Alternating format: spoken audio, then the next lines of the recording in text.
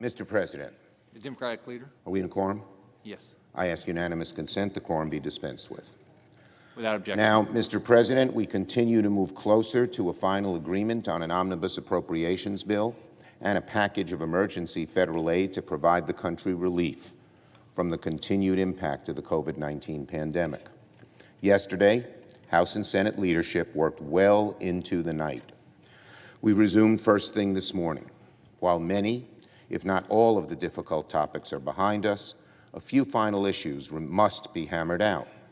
We're very close to an agreement, but the details really matter.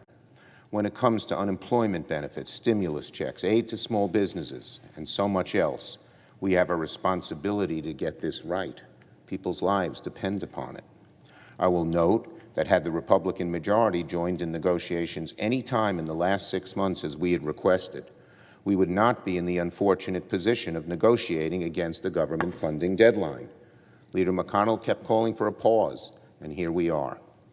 And I also note that we would have a much larger bill that met crucial needs of so many Americans if Republicans had not been so intransigent. But we're all eager to conclude our work and deliver the relief that the American people have been waiting for. Everyone wants to see this get done, and soon. It's not an easy feat or process.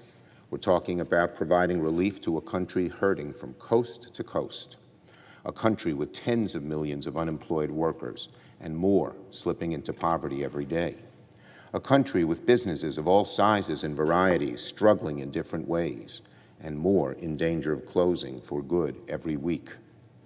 A country that just yesterday suffered the worst day of the entire pandemic, the most cases, the most hospitalizations, the most deaths, more than 3,600 American lives.